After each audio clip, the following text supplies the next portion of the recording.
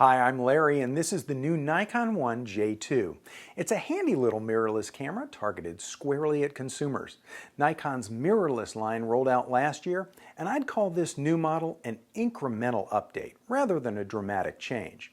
Now, compared to its predecessor, it has a mode dial with some consumer-friendly scene modes and a higher resolution LCD panel. This one's 920,000 dots, up from 460,000 dots on the J1. The only other notable change is that the camera turns on when you press the lock button and extend the lens, and it turns off again when you rotate the lens back to its standby position. And this year it's also available in orange, pink, deep red, and silver, in addition to the original black or white versions. With the fairly simple layout and design of the menu systems, it seems like Nikon is trying to make this camera very unintimidating for consumers who might be considering a small step up from a point-and-shoot. The J2 has a 10.1 megapixel sensor that's physically larger than most point-and-shoots, and the kit I'm reviewing here comes with a couple of changeable lenses that cover a good range for most consumer needs. The J2 also has better low-light performance than most point-and-shoots.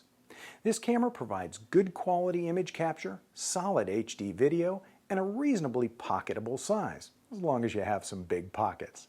One of the nice things about this camera is the fact that it includes features and settings you'd expect on higher-end enthusiast cameras, but they're tucked away, so unless you know to look for them, the more advanced settings and menu options won't confuse novices or get in their way. For example, the J2 offers shooting modes that pros might want, like aperture priority, shutter priority, and manual mode. But accessing these modes probably will require a trip to the manual. You first have to put the mode dial in creative position and select the top option from the menu list. It's labeled PSAM, and it's in program mode by default.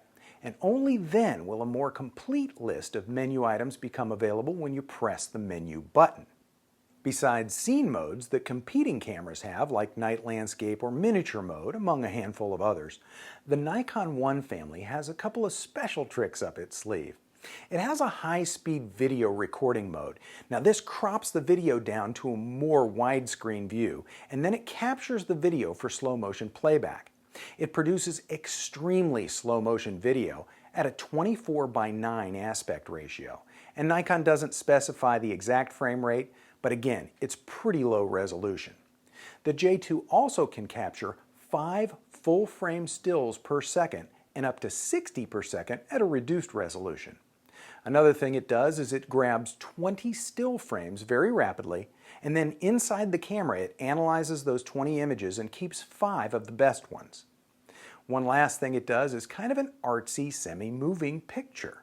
It captures 2 seconds of motion in addition to a freeze frame shot, and then it combines them together in what Nikon calls a motion snapshot. When it comes to picture quality, I found that the shots were quite good, and the lenses provided surprisingly clean images with no perceptible chromatic aberration. The JPEG processing seemed a little flat compared to the exact same image processed as a RAW file, but it was still quite good. Since the sensor size is smaller than an APS-C sensor but larger than most point-and-shoots, it took me a little bit of getting used to with the 2.7x crop factor. Now the kit I tested came with 2 lenses, a 10 to 30 mm f3.5 to 5.6 and a 30 to 110 mm f3.8 to 5.6. At first I thought I'd be using the longer 30 to 110 more, and I loved how it got me so close to the ducks and swans on a nearby lake without actually getting me so close that I scared them away. That's because the 110 mm end of the zoom is a 35 mm camera equivalent to a 297 mm zoom. And the VR kept my handheld shot steady enough to make me really happy with how things turned out. Now later I made my way onto an elevated wooden walking path when I spotted a really interesting footpath through the woods that I wanted to shoot. The 30 mm wide end of that longer zoom just couldn't get quite wide enough to capture what I wanted because it's an 81 mm equivalent. So I snapped the shorter 10 to 30 mm zoom on, and I got the shot with the wide end of this zoom instead. After trying both lenses, I think I'd personally use the 10 to 30 mm lens most, but I sure love having the options. Then again, if my son was a few years younger and my goal was shooting Little League sports, I'd want that nice, longer zoom most of the time.